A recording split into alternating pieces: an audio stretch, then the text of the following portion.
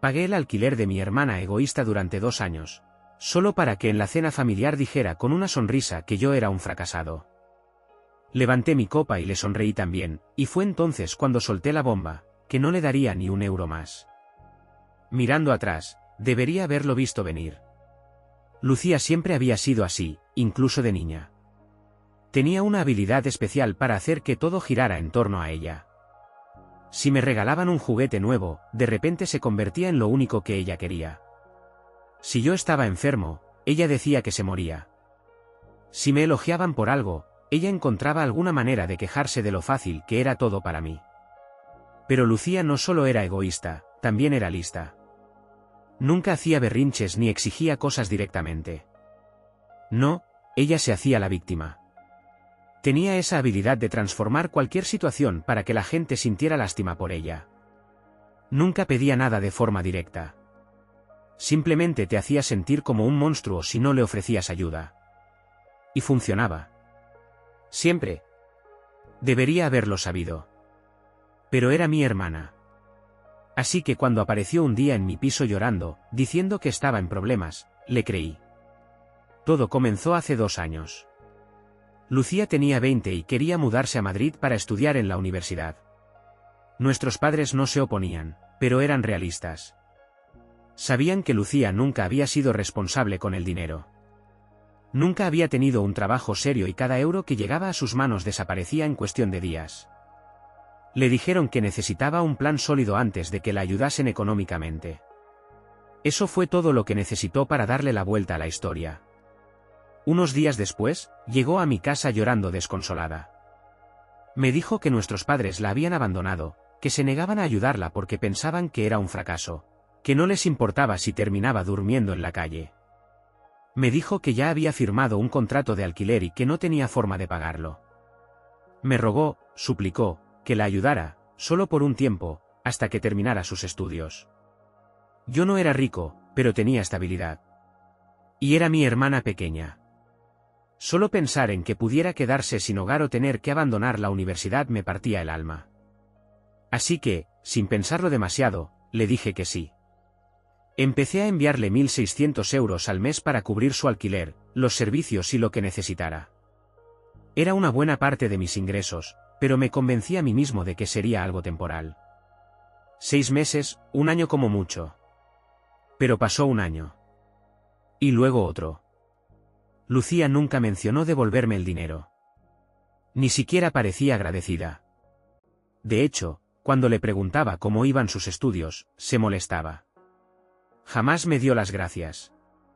Ni una llamada para ver cómo estaba. Era como si yo fuera otro recibo más que había que pagar. Y no era el único. Lo que no sabía en aquel entonces era que Lucía también estaba recibiendo dinero de nuestros padres. Los mismos padres de los que me había dicho que la habían abandonado. Nos había engañado a todos, haciéndonos creer a cada uno que éramos su única fuente de ayuda. Mientras tanto, vivía cómodamente, saliendo por las noches, comprando ropa nueva, dándose todos los caprichos. Y entonces, una noche, lo arruinó todo. Fue durante una cena familiar en casa de nuestros padres. Mamá había preparado una comida enorme, papá había sacado una buena botella de vino. Y el ambiente era alegre. Lucía ya había bebido demasiado, rellenando su copa una y otra vez mientras reía y hablaba sin parar. Y de repente, soltó la frase. ¿Augusto? ¡Qué perdedor! Soltó una carcajada como si nada. La habitación se quedó en silencio. Mamá se quedó con el tenedor a medio camino de la boca. Papá la miró con el rostro impasible. Incluso nuestros primos, que estaban hablando entre ellos, se callaron. Dejé mi copa sobre la mesa y sonreí. Bueno, Lucía, dije, ya que soy un perdedor, supongo que no necesitas más mi dinero. Su sonrisa se esfumó. ¿Qué? Preguntó Lucía, como si no me hubiera oído bien. Los 1.600 euros al mes que te he estado enviando durante los últimos 2 años, repetí, calmado, pero firme. Ya que soy un perdedor, imagino que no querrás seguir recibiendo dinero de alguien como yo. Su cara cambió por completo. Pasó de la confusión al pánico. Augusto, para. ¿Estás bromeando, verdad? No, respondí, dejando mi copa a un lado. No estoy bromeando. Mi madre carraspeó, claramente desconcertada. ¿Qué dinero? Me giré hacia ella. Durante 2 años he estado enviando a Lucía 1.600 euros al mes. Para el alquiler, la luz, el gas, los estudios. Mi padre levantó las cejas, incrédulo. ¿Has estado pagando su alquiler? Lucía se apresuró a intervenir antes de que pudiera responder. Bueno, fue solo por un tiempo. Augusto se ofreció a ayudarme porque vosotros no quisisteis. Solté una risa breve y amarga. Ah, eso.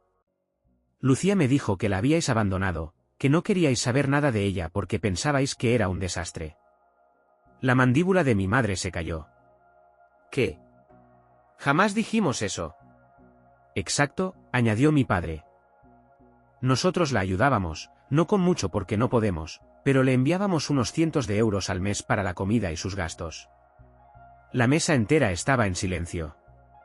Todos nos miraban como si estuvieran viendo un partido de tenis. Los ojos de Lucía iban de un lado al otro, pálida como una sábana.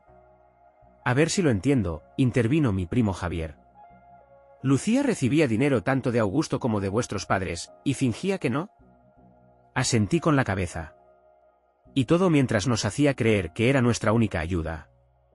Javier soltó un silbido largo. Vaya.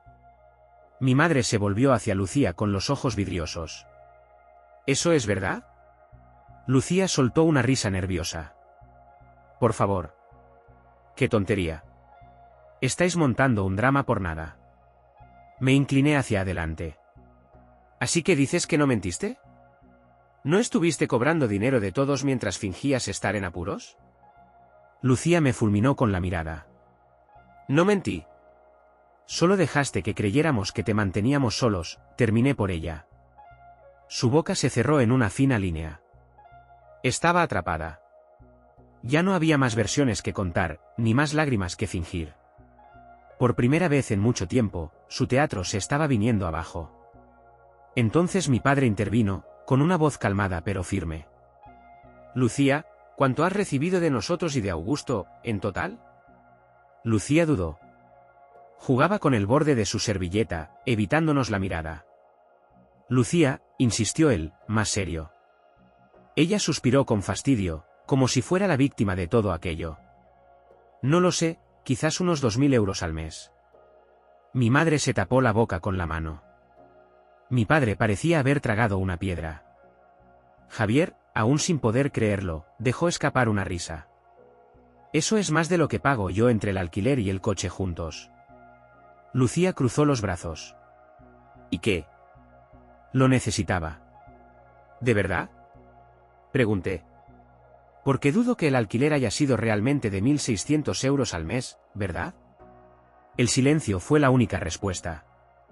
Yo ya conocía la verdad. Lucía no era tonta. Seguramente vivía en un piso más barato y se había quedado con el resto para sus caprichos. La expresión de mi madre se endureció. Lucía, ¿cuánto pagas realmente de alquiler?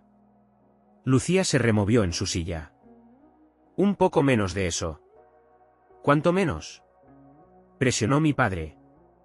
1.100, admitió finalmente, bajando la cabeza. Solté una risa breve. Entonces te quedabas con al menos 500 euros míos cada mes. Y probablemente también con parte del dinero que te daban mamá y papá. ¿Y qué hiciste con todo ese dinero extra? Lucía se removió, incómoda. Pero entonces mi madre cayó en la cuenta de algo más. Lucía, tú nos dijiste que necesitabas el dinero para estudiar, que estabas en la universidad a tiempo completo. Lucía apartó la mirada. Lucía, dijo mi padre, con un tono peligroso. ¿Estás estudiando ahora? Silencio. ¿Qué has dicho? Insistió mi madre. Lucía suspiró con dramatismo, como si nosotros fuéramos los que estábamos exagerando. Fui, pero era muy difícil. ¿Cuánto hace que lo dejaste? Preguntó él con el rostro sombrío. Ella bajó la vista al plato. 1 año. Respiré hondo y negué con la cabeza. Así que ni pagabas el alquiler completo, ni estudiabas, y aún así seguías recibiendo dinero de todos. Lucía estalló. Lo necesitaba. ¿Para qué? Preguntó mi madre, cada vez más tajante. ¿Para ese alquiler que sobrecargaste a tu hermano? ¿Para las clases que no tomabas? Lucía apretó los dientes. No es mi culpa. Estaba pasando por un mal momento. Me burlé con una sonrisa amarga. ¿Mal momento? Lucía, estabas recibiendo 2.000 euros al mes sin mover un dedo. ¿Sabes cuántos de nosotros trabajamos cada día para pagar nuestras facturas? Lucía abrió la boca, pero no salió nada. Cuando sirvieron el postre, Lucía se levantó de repente, murmurando que necesitaba aire. Salió al patio trasero sin mirar a nadie. Mamá suspiró, pero no la detuvo. Nadie lo hizo. Unos minutos después, fui a servirme otra copa de vino y al pasar por la cocina miré por la ventana. Lucía no estaba simplemente tomando aire. Caminaba de un lado a otro con el móvil pegado a la oreja, hablando en voz baja, pero con una urgencia que no dejaba lugar a dudas. Me acerqué discretamente a la puerta, lo suficiente para escuchar sin ser visto. Necesito más tiempo. Sí, ya sé, pero las cosas se complicaron. Tranquilo, me las arreglaré. Es un tonto ingenuo, pero tengo que tener cuidado. Mi estómago se revolvió. Sabía que hablaba de mí. Incluso ahora, después de todo lo que se había revelado, seguía tramando algo. No había aprendido nada. Seguía pensando en cómo manipular, cómo sacar ventaja. No salí. No la enfrenté. ¿Para qué? No valía la pena. El resto de la noche fue incómodo. Lucía volvió a la mesa intentando actuar como si nada hubiese pasado, pero estaba pálida y no tocó su plato. La energía en la habitación había cambiado. Las conversaciones eran forzadas, las risas apagadas. Cada tanto, alguien la miraba de reojo, como si esperara otra explosión. Cuando por fin llegó el momento de marcharse, Lucía se quedó cerca de la puerta, claramente esperando que me acercara, que le dijera que todo estaba bien, que aún podía contar conmigo. No lo hice. Al día siguiente, me desperté con un largo mensaje de texto. Un drama mal escrito, lleno de excusas y medias disculpas. Decía que las cosas eran difíciles para ella, que nunca quiso herirme, que solo necesitaba un mes más para ordenar todo. No respondí. Después me llamó 2 veces. Ignoré las llamadas. 1 hora más tarde, me llegó una solicitud por Bizum, 1.500 euros. Concepto, alquiler. Como si no hubiese pasado absolutamente nada. Rechacé la solicitud de inmediato. 1 hora después, me llamó mamá. A mí también me ha escrito, dijo, sonando cansada. Solo pide un poco de ayuda mientras se recupera. La noche anterior había sido firme, pero ahora dudaba. Tal vez no deberíamos cortarla completamente, añadió. Al fin y al cabo, es nuestra hija. Respiré hondo. Mamá, Lucía lleva años mintiéndonos. No está estudiando. Ha estado viviendo con más de 2.000 euros al mes, fingiendo estar al borde del colapso. Papá, que estaba cerca, alzó la voz. Augusto tiene razón. Se acabó. Era raro escuchar eso de él. Siempre había sido el más blando con Lucía. Pero hasta él tenía un límite. Mamá suspiró. No sé qué va a hacer ahora. Yo sí lo sabía. Lucía iba a luchar. Estaba acostumbrada a vivir cómoda. Y ahora, por primera vez en su vida, se enfrentaba al mundo real. Y las grietas empezaron a aparecer. Primero empezó a vender cosas. Nada grande al principio, bolsos de marca, zapatos caros, algún que otro aparato electrónico. Cosas que había comprado con el dinero que no era suyo. Después empezó a escribirle a viejos amigos, gente con la que no hablaba desde hacía años, intentando reconectar. Yo sabía exactamente lo que estaba haciendo. Tanteaba el terreno para ver quién podía servirle como nuevo salvavidas económico. Pero su caída llegó de golpe, un mes después. Resultó que el casero de Lucía no era tan paciente como ella pensaba. Sin dinero entrando, se atrasó rápidamente en el alquiler. Me llamó una última vez, con la voz temblando. Me van a echar, dijo. No dije nada. Augie, no tengo a dónde ir. No sentí lástima. Ni un poco. Solo le dije. Creo que tienes que empezar a trabajar, porque tu dulce vida se ha acabado. Y colgué. Lucía aguantó todo lo que pudo. Seguro intentó de todo, pedir dinero prestado, rogarle al casero, buscar un compañero de piso a última hora. Pero nada funcionó. La realidad se impuso. 2 semanas después de esa llamada desesperada, mi madre me llamó con una actualización. Lucía vuelve a casa. Podía oír el agotamiento en su voz. Le pregunté cómo había sido la conversación. Mi madre solo suspiró. No fue una petición, Augie. Solo nos lo comunicó. Dijo que volvía. Eso sonaba totalmente a Lucía. Pregunté si había aceptado seguir alguna regla. Mi madre dudó antes de responder, y eso me dijo todo lo que necesitaba saber. Lucía los había convencido de dejarla volver, pero no tenía ninguna intención de cambiar. Lucía volvió a casa a finales de mes. Lo hizo en silencio, sin publicar nada en redes, sin decir una palabra a nadie.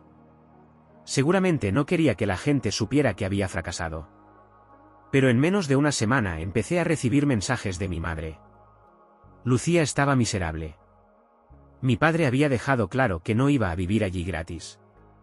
Si no iba a estudiar, tendría que trabajar. Y me refiero a trabajo real, no alguna excusa para salir de casa.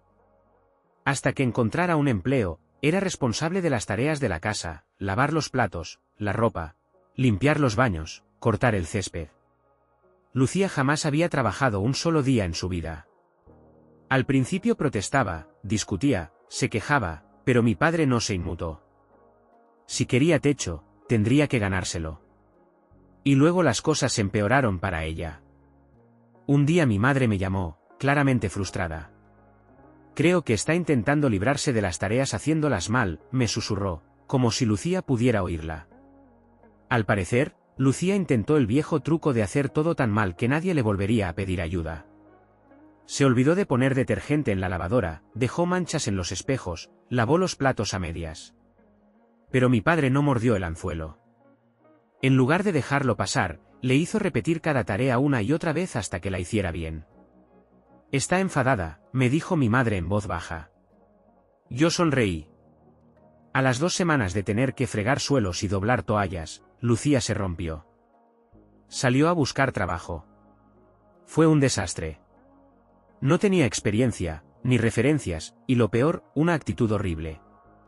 Siempre había creído que estaba por encima de trabajos como vender ropa o servir cafés. Pero esos eran los únicos empleos disponibles para alguien como ella. Después de varias entrevistas humillantes, finalmente consiguió trabajo como cajera en un supermercado. No era mucho dinero, y odiaba cada segundo. Pero mi padre fue claro, si quería vivir bajo su techo, debía aportar. Lucía no estaba acostumbrada a estar de pie todo el día. No estaba acostumbrada a que los clientes fueran groseros. No estaba acostumbrada a trabajar por el dinero, en vez de recibirlo regalado. Y eso, para mí, era la mejor parte. Después de algunas semanas, recibí un mensaje de Lucía. No puedo más. Estoy agotada. No tienes idea de lo difícil que es esto. No respondí. Después de 2 años drenando mi cuenta bancaria, de mentir a nuestros padres, de reírse de mí en una cena familiar mientras yo financiaba su vida de lujo, pensé que se lo tenía bien merecido. Lucía, por fin, estaba experimentando lo que era la vida real. Durante años, se había dedicado a tomar y tomar, tratando el dinero de mis padres y el mío como si le perteneciera. Ahora tenía que soportar turnos largos en un supermercado, aguantar a clientes malhumorados, dolores en los pies y un jefe que no toleraba excusas. Y lo mejor, no podía renunciar. Si lo hacía, mi padre no la dejaría quedarse bajo su techo. Eso me parecía perfecto. Por fin aprendía que el mundo no giraba en torno a ella. Al principio intentó hacerse la víctima. Me enviaba mensajes patéticos diciendo lo injusta que era la vida, lo duro que era todo. Trabajar es horrible. No sé cómo lo haces. Yo me reía al leerlo. ¿Ella diciéndome eso a mí? Yo había estado pagando mi propio alquiler desde los 22 años. Había presupuestado, ahorrado, lidiado con problemas reales. Había construido una vida por mí mismo, sin atajos, sin manipular a nadie. Mientras tanto, ella había disfrutado de cenas caras, ropa de marca, viajes de fin de semana, todo financiado por los demás. Así que no sentía ni una pizca de lástima por ella. Estaba recibiendo exactamente lo que merecía. Y lo mejor estaba por llegar. Lucía aguantó apenas un mes antes de empezar a desmoronarse.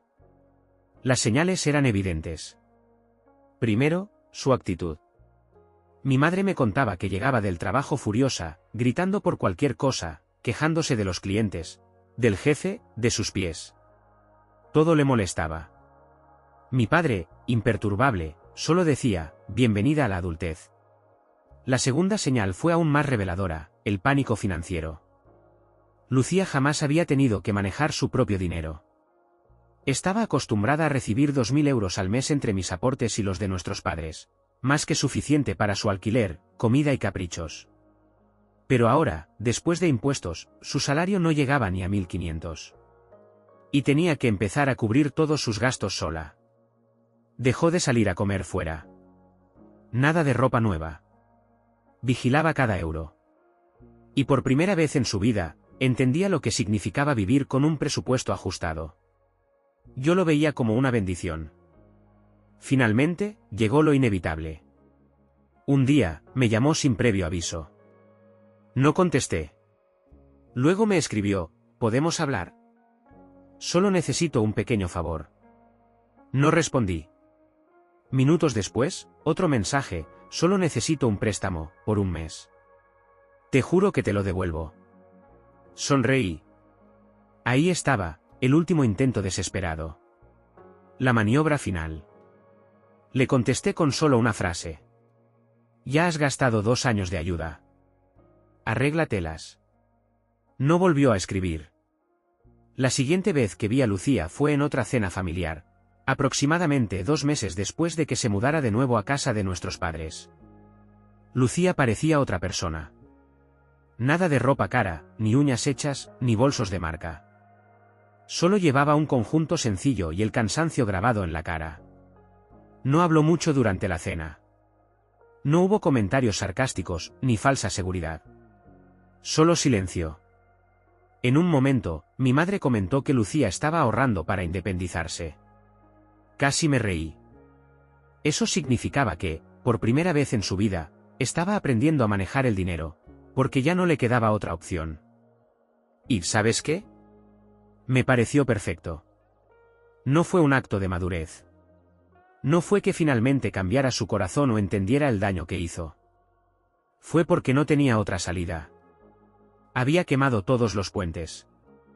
Y ahora le tocaba pagar por ello. Ha pasado mucho tiempo desde que todo le salió mal a Lucía. Y, sinceramente, ver cómo se enfrenta por fin a la vida real ha sido increíblemente satisfactorio. Sigue viviendo con nuestros padres, sigue trabajando en ese mismo supermercado. Y sigue igual de miserable que al principio. Hubo un momento en que intentó dejar el trabajo, probablemente pensando que podría manipular a mamá para quedarse en casa sin hacer nada. Pero papá no se lo permitió. Le dijo claramente, si no trabajas, no vives bajo este techo. Sin plan alternativo, sin ahorros, sin nadie más a quien recurrir, Lucía no tuvo más remedio que seguir fichando cada día. Y eso no es todo. Ahora también tiene que pagar alquiler. No es mucho, pero papá se asegura de que entregue un par de cientos de euros cada mes. Además, tiene que comprar su propia comida. Nada de vivir del frigorífico de mis padres, ni de tratar su casa como si fuera un Airbnb gratuito. Por primera vez en su vida, Lucía está experimentando lo que significa ser una adulta responsable. Durante meses ha estado malhumorada, dejó de publicar en redes sociales, dejó de presumir. Apenas dice una palabra en las reuniones familiares. Y no porque esté cambiando realmente, sino porque ya no tiene nada que mostrar. Ni viajes, ni ropa nueva, ni logros. Solo un trabajo mal pagado y una dosis forzada de realidad. Y entonces, hace unas semanas, ocurrió algo inesperado. Me escribió un mensaje. No fue una disculpa dramática, ni otra excusa, ni una petición desesperada. Solo escribió. Oye, Solo quería decir que ahora lo entiendo. Eso fue todo. No le respondí. No necesito una disculpa. No necesito que me ruegue perdón. Ni siquiera necesito que reconozca lo que me hizo. El simple hecho de que por fin esté enfrentando las consecuencias de sus propias acciones, eso es todo el cierre que necesito.